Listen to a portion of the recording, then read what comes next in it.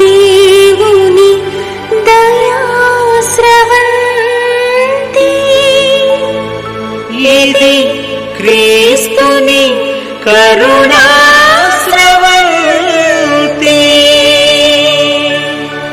కరుణాస్రవంతి,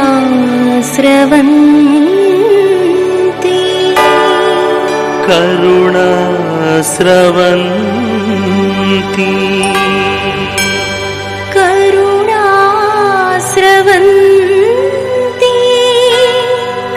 కరుణాస్రవంతి.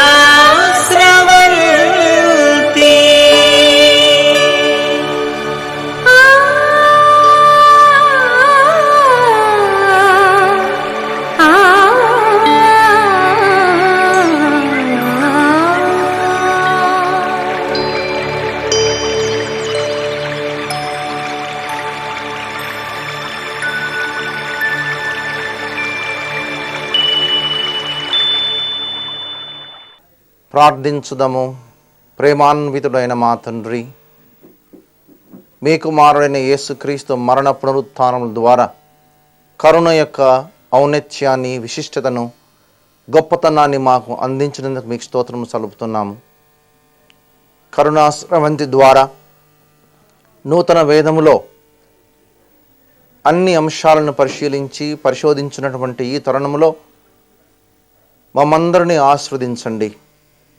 ముఖ్యంగా నేడు వాక్యాన్ని అందించినటువంటి ఫాదర్ గారిని, ఈ వాక్యాన్ని ఆలకించినటువంటి జనులను, భక్తులను ప్రత్యేకంగా ఆశ్రయించి దీవించి, వీరందరూ కూడా యేసు ప్రభుని క్షమకు అర్హులే, కరుణకు అర్హులే, స్నేహానికి అర్హులే అన్న భావన వీరికి అందరినీ కలిగించమని మా ప్రభువైన యేసుక్రీస్తు ద్వారా మనవి చేయుచున్నాము. ఆమెన్. కరుణాస్రవంతి కార్యక్రమాన్ని వీక్షిస్తూ ఉన్న ప్రేక్షక మహాశయులందరికీ కూడా శుభవార్త ఛానల్ సుస్వాగతం పలుకుతోంది. ఈ కార్యక్రమాన్ని గత వారం మనం మొదలుపెట్టాం. దేవుని కరుణ అపారమైంది, మనం చేసిన పాపం కంటే దేవుడు చూపించే కరుణ గొప్పది అనే విషయాన్ని తెలియజెప్పడం కోసం ఈ కార్యక్రమాన్ని మనం మొదలుపెట్టుకుని వీక్షిస్తూ ఉన్నాం. అయితే ఈ వారం మనం చెప్పుకోబోయే అంశం ఏమిటి? పాత నిబంధనలో మనం చాలామందిని దేవుని కరుణకు పాత్రులుగా ఉన్న వారిని చూస్తున్నాం. ఆదాము మొదలుకొని ఇజ్రాయేలు సంతతి, సంసోను, ఇలా ఎంతోమంది మనం నూతన నిబంధన వైపు ప్రయాణం చేస్తూ ఉంటే ఎందరో దేవుని కరుణకు పాత్రులైన వారు మనకు కనిపిస్తారు. మరి నూతన నిబంధనలో దేవుని కరుణను అపారంగా రుచి చూసిన వారు ఎందరో ఉన్నారు. ఒక్కొక్క వ్యక్తి గురించి ఒక్కొక్క కథనాన్ని మనం అల్లవచ్చు. కానీ ప్రతి వ్యక్తిని జోడించి తీసుకువెళ్ళడం కోసం ఓ దారం అవసరం. ప్రతి వ్యక్తిని ఒక పుష్పంగా మనం చూస్తే ప్రతి పుష్పానికి ఓ సుగంధం ఉంటుంది. అన్ని రకాల పుష్పాల సుగంధాలను మేళవించుకుంటూ తనతో పాటుకు తీసుకువెళ్ళగలిగే ఈ దారమే దాన్ని ఒక మాలగా తయారు చేస్తుంది. మరి ఇన్ని సుగంధాలు పాపంలో పడి కొట్టుకుపోకుండా దేవుడు వారిని క్షమించి తన కరుణ స్రవంతిలో తనతో పాటు ఆ సుగంధంలో ప్రవహింపజేసిన ఆ పుష్పాలు ఏమిటి? ఎవరు వారు? వీరి గురించి ఫాదర్ గోరంట్ల జ్వార్నెస్ ఓసిడి గారు మనకు చెప్తారు. అవధులు లేనటువంటి దేవుని యొక్క ప్రేమను గురించి తెలుసుకొని ఆ కరుణను అనుభవించి జీవితాన్ని మార్చుకొనుటకు, ఆ విధంగా జన్మను ధన్యం చేసుకొనుటకు ఆసక్తితో ఈ కరుణాస్రవంతి కార్యక్రమాన్ని వీక్షిస్తున్నటువంటి దేవుని బిడ్డలందరికీ శుభాశీస్సులు. ఈనాటి ధ్యానంలో ముఖ్యంగా నేను 2 విషయాల గురించి ప్రస్తావించదలిచాను. నూతన నిబంధనకు మరొక పేరు ఇవ్వాలనుకుంటే దానికి సరైనది కరుణాస్రవంతి.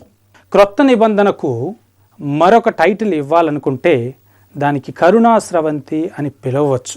పాత నిబంధనకు క్రొత్త నిబంధనకు గల తేడా ఏమిటి?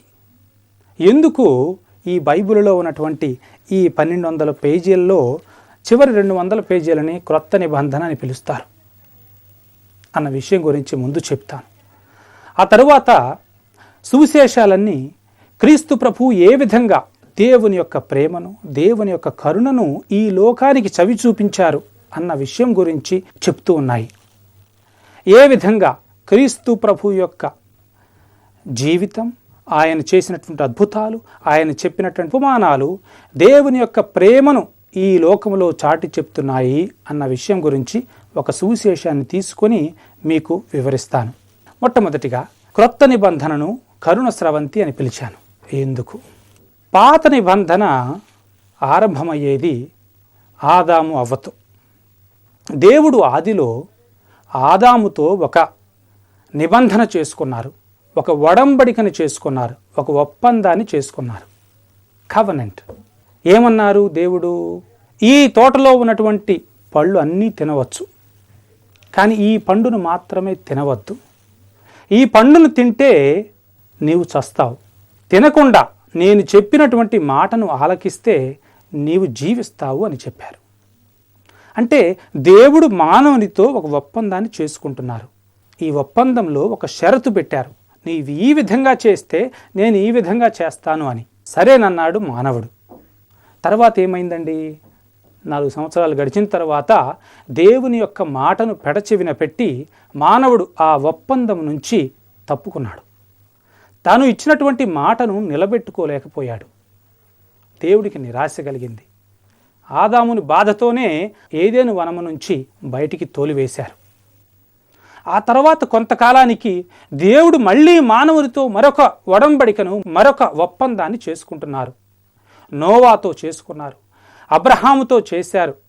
ఆ తరువాత మోషేతో సీనాయి పర్వతం వద్ద ఇజ్రాయేలు ప్రజలతో ఒక గొప్ప ఒప్పందాన్ని చేశారు. ఆ తరువాత న్యాయాధిపతులతో ఒప్పందాన్ని చేసుకున్నారు. ఆ తరువాత ప్రవక్తల ద్వారా ఒప్పందాన్ని చేసుకున్నారు. అంటే పాత నిబంధన అంతా it is an account of covenants that God makes with man. మానవునితో దేవుడు చేసుకునే ఒడంబడికల యొక్క చరిత్ర పాత నిబంధన. చూడండి, మొట్టమొదటి ఒడంబడిక గురించి చెప్పాను. ఆదాముతో దేవుడు ఒడంబడిక చేసుకున్నప్పుడు 2 వ్యక్తులు ఉన్నారు, దేవుడు, మానవుడు. మానవుడు తన మాటను నిలబెట్టుకోలేకపోయాడు. అందుకని దేవుడు మరొక ఒప్పందాన్ని చేసుకోవలసి వచ్చింది. అబ్రహాముతో చేశారు. తర్వాత మోషేతో సీనాయి పర్వతం దగ్గర చేశారు. అక్కడేం చెప్పారు? చూడండి, గతం గతః, అయిపోయిందేదో అయిపోయింది, ఇప్పుడు మరొక ఒప్పందం చేసుకుందాం. ఇప్పటి వరకు నేను చేసుకున్న ఒప్పందాలన్నీ విఫలమైపోయాయి, ఇచ్చిన మాటను ఎవరూ నిలబెట్టుకోలేకపోయారు. ఇప్పుడు మరొక ఒప్పందం చేసుకుందాం. ఇవి నా ఆజ్ఞలు. ఎంతవరకైతే ఈ ఆజ్ఞలను పాటిస్తారో అంతవరకు నేను మీ దేవుణ్ణి కంటికి రెప్పలా కాచుకుంటాను. సరేనన్నారు ఇజ్రాయేలు ప్రజలు. పండుగ చేసుకున్నారు, ఒప్పుకున్నారు దేవుని యొక్క ఒడంబడికను. కానీ ఏమైంది తర్వాత? ఆ ఒప్పందం నుంచి వారు ఇచ్చినటువంటి మాటను నిలబెట్టుకోలేకపోయారు. దానికి తగిన శిక్ష అనుభవించాల్సి వచ్చింది.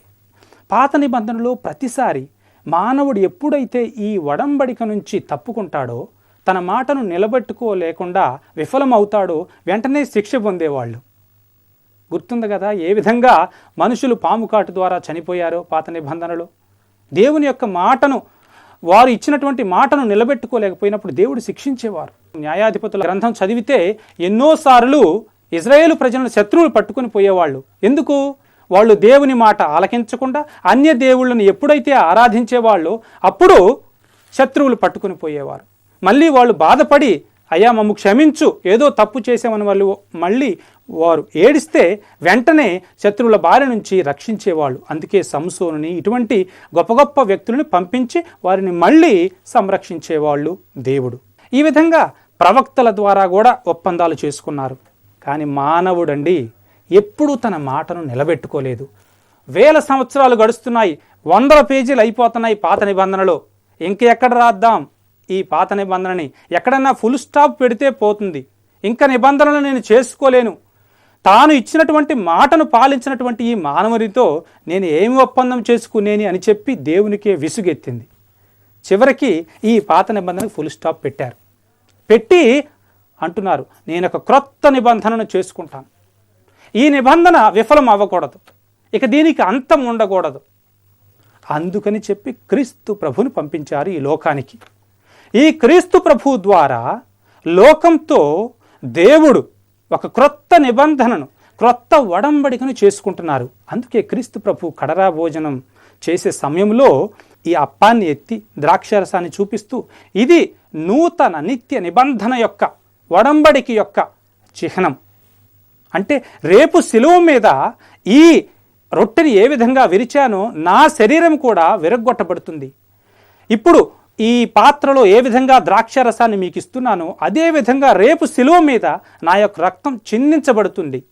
ఇది దేవుడు మానవునితో చేసే నిబంధనకు చిహ్నము అని చెప్తున్నారు. అంటే దీని అర్థం ఏంటంటే పాత నిబంధనలో దేవుడు మానవునితో ఒక ఒప్పందం చేసుకునేవాళ్ళని చెప్పాను. అక్కడ షరతులు ఉండేవి. మీరు ఇలా చేస్తే నేను ఇలా చేస్తాను అని చెప్పేవాళ్ళు. కానీ దేవుడికి ఏమర్థమైంది? మానవుడు షరతులు పాలించలేడు, ఇచ్చిన మాటను నిలబెట్టుకోలేడు. కానీ ఒక క్రొత్త రకమైనటువంటి నిబంధన నేను ఇప్పుడు చేస్తాను వారితో, ఒక క్రొత్త ఒడంబడికను చేసుకుంటాను వారితో. ఈ నిబంధనలో నేనొక్కడనే, 2 పార్టీలు లేవు, నేను ఒక్కడనే, వాళ్ళతో అగ్రిమెంట్ ఏమీ లేదు.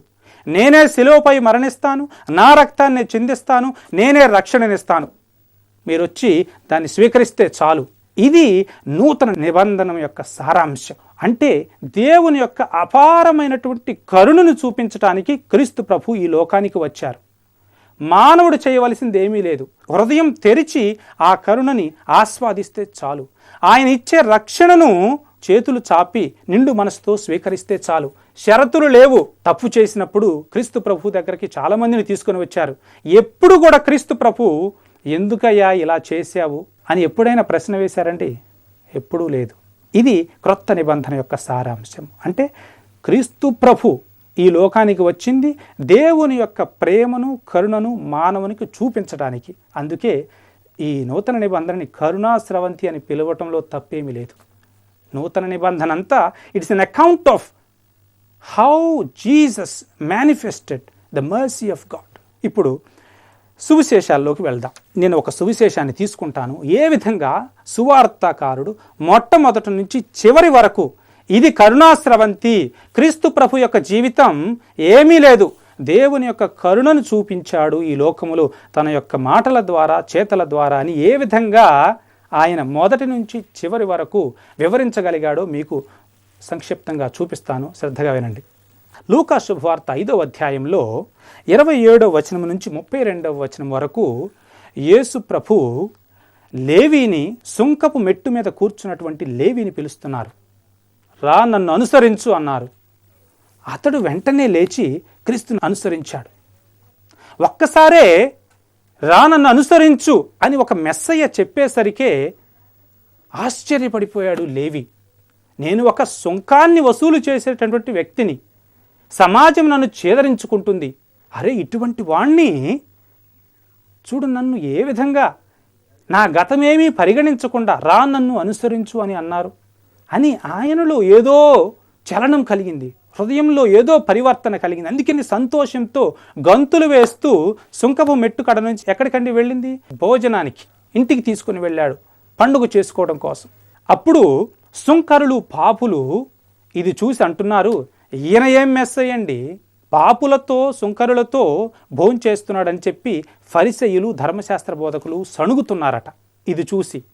అప్పుడు క్రీస్తు ప్రభు అంటారు వారితో, వైద్యుడు ఆరోగ్యవంతులకు అవసరం లేదు, అనారోగ్యులకే కదండి కావలసింది.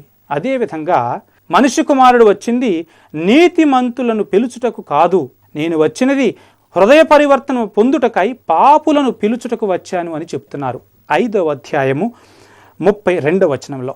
ఇది క్రీస్తు ప్రభు యొక్క పబ్లిక్ మినిస్ట్రీ యొక్క ప్రారంభ దశలో క్రీస్తు ప్రభు తన 30 సంవత్సరాల తర్వాత తన మినిస్ట్రీని ప్రారంభించారు జనంలో.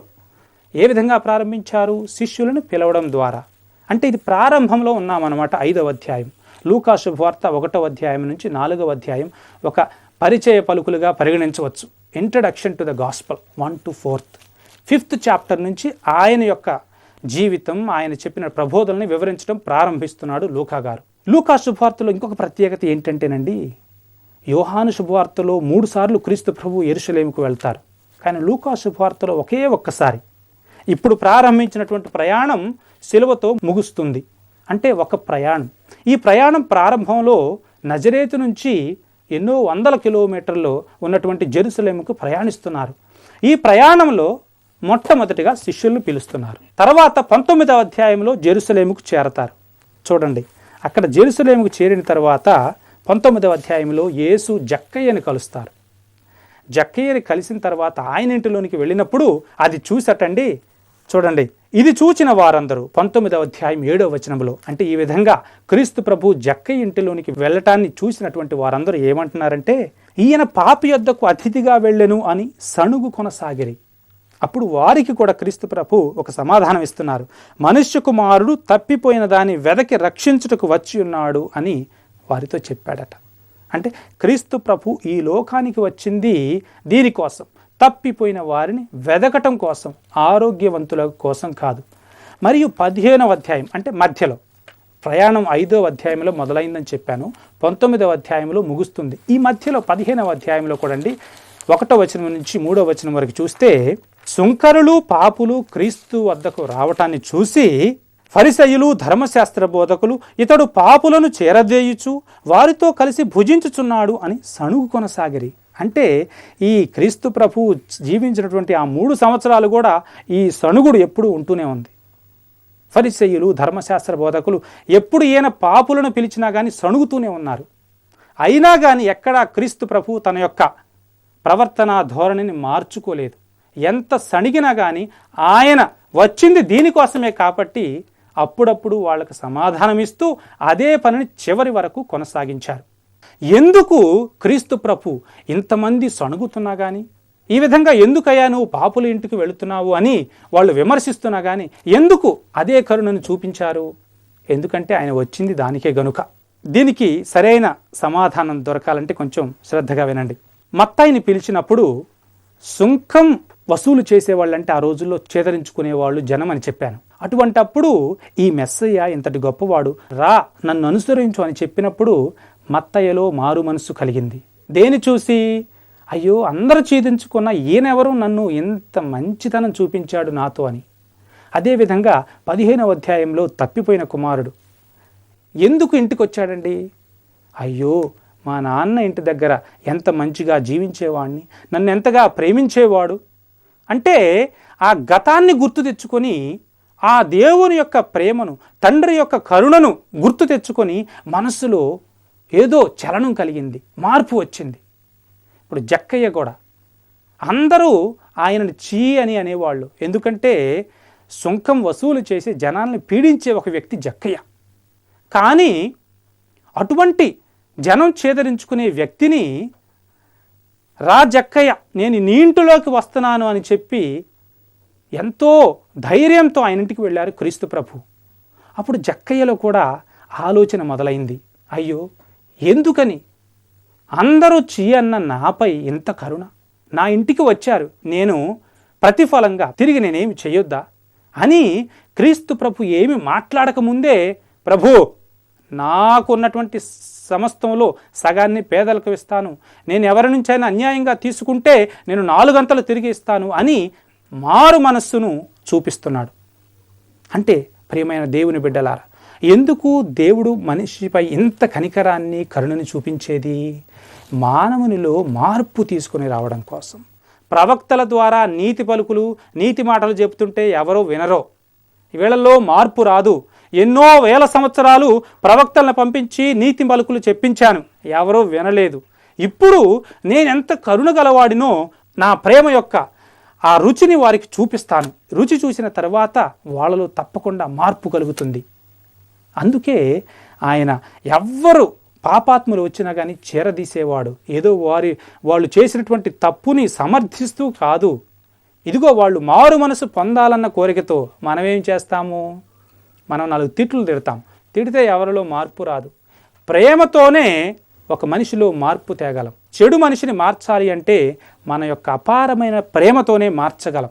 ఈ రోజుల్లో కూడా చూడండి, ఎవరైనా మిమ్మల్ని దూషిస్తున్నారనుకోండి, మీరు దూషిస్తే 2కు 2 పెరుగుతాయి. అదే మీరు అటువంటి వ్యక్తితో మంచిగా ఉంటే ఇంకా 2 రోజులకైనా ఆ వ్యక్తిలో మార్పు వస్తుంది. ఇది క్రీస్తు ప్రభు పాటించినటువంటి విధానం. తన యొక్క అపారమైనటువంటి కరుణతో మానవులో మార్పుని తీసుకుని వచ్చారు. చివరికి తాను సిలువపై మరణిస్తూ కూడా ఈరోజే స్వర్గంలో ఉంటావు అన్నారు ఆ దొంగవానితో. చూడండి, లూకా శుభవార్త మొత్తాన్ని కూడా గాస్పెల్ ఆఫ్ మర్సీ అంటారు.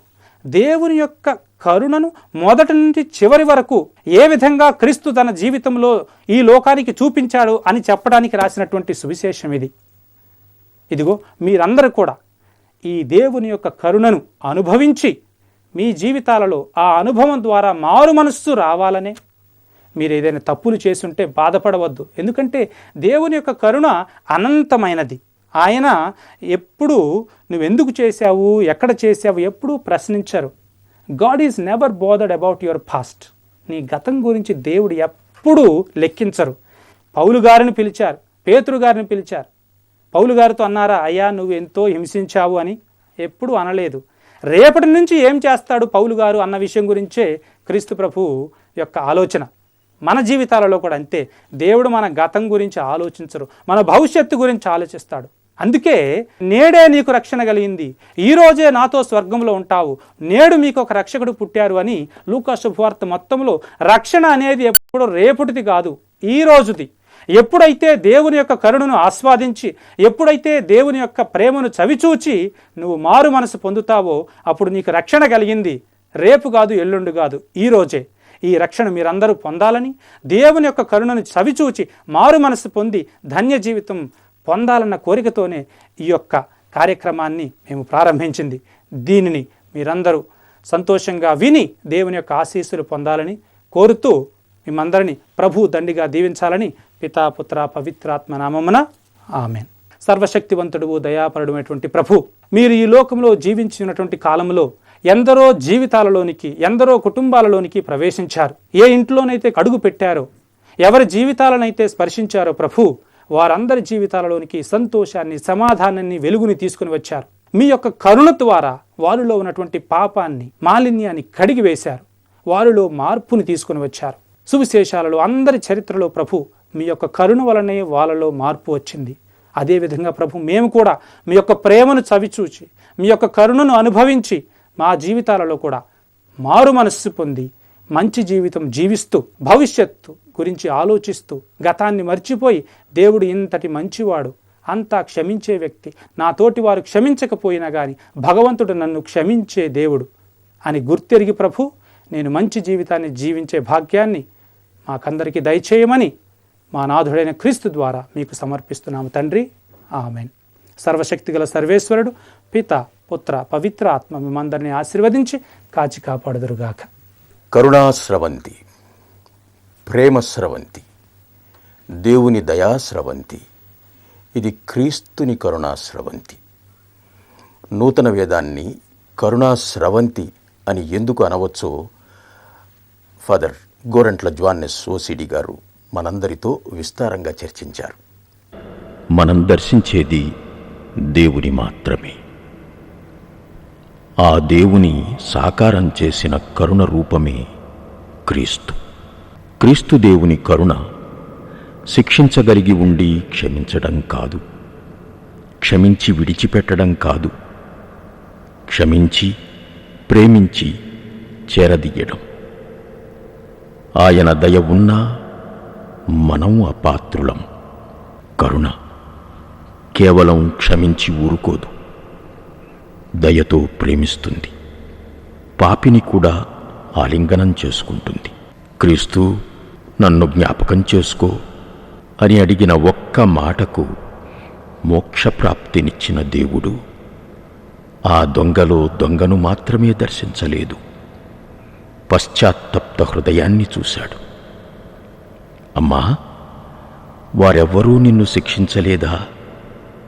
నేను కూడా శిక్షించను, మరి పాపం చెయ్యకు అని పట్టుబడ్డ ఆ స్త్రీని దేవుడు ఆమె పశ్చాత్తాపాన్ని చూసి క్షమించలేదు, తన కరుణతో క్షమించాడు, ప్రేమించి ఆలింగనం చేసుకున్నాడు.